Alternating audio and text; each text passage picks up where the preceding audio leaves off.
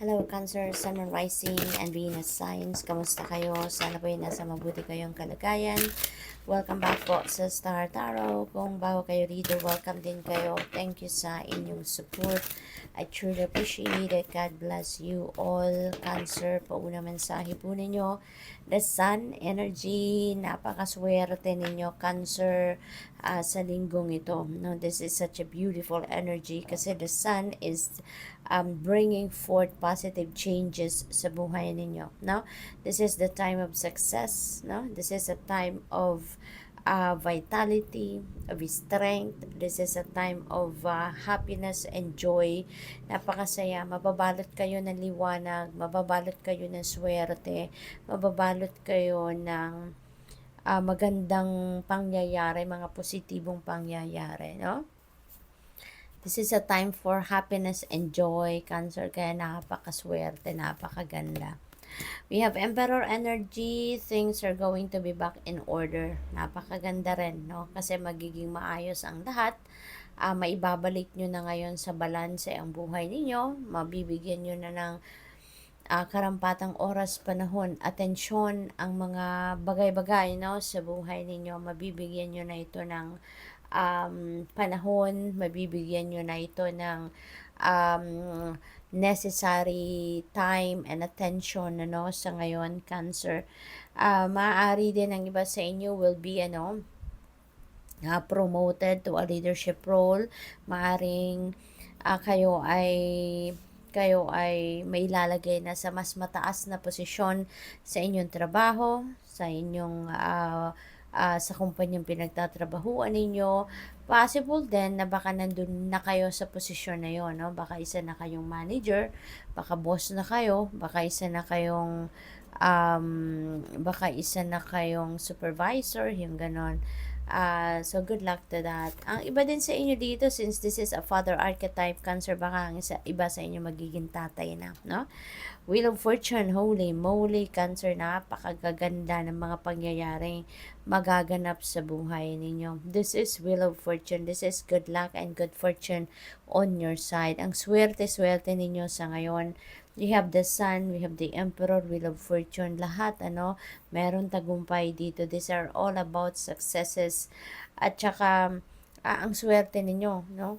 Lalo-lalo na kung, alam mo, kung tumataya kayo sa mga game of chance, maaring ito na yung pagkakataon ninyo na baka manalo kayo, no?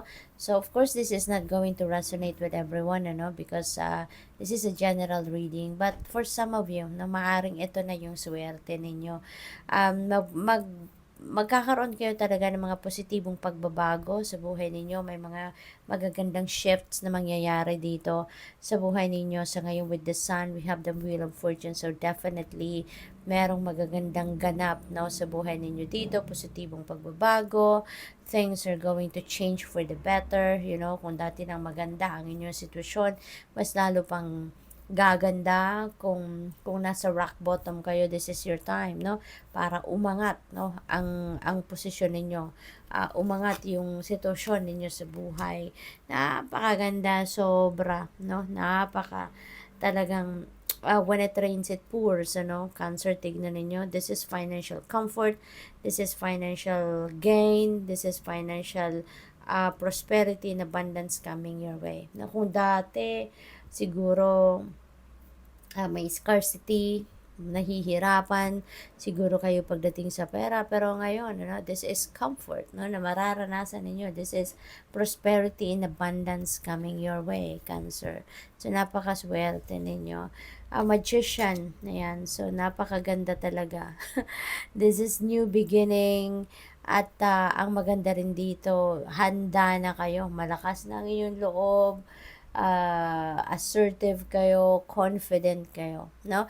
Gagawin nyo na dito kung ano man yung mga gusto ninyong gawin. Maybe you are recognizing the opportunities and possibilities out there na maaaring nandiyan dyan, na maaaring nasa ano ninyo, nasa inyong horizon, and you are recognizing that, at magkakaroon kayo ng lakas ng loob na sige, gagawin ko na to, sisimulan ko na ngayon. Kung ano man ang mga dreams ko, kung ano man yung mga heart's desires ko, I'm going to start, no, to make it happen. So what else? We have number 20, truth. There is some truth coming to light. Cancer, maaring ito na yung panahon, ano, na baka this is your own truth that you're going to divulge. This is your own truth that you're going to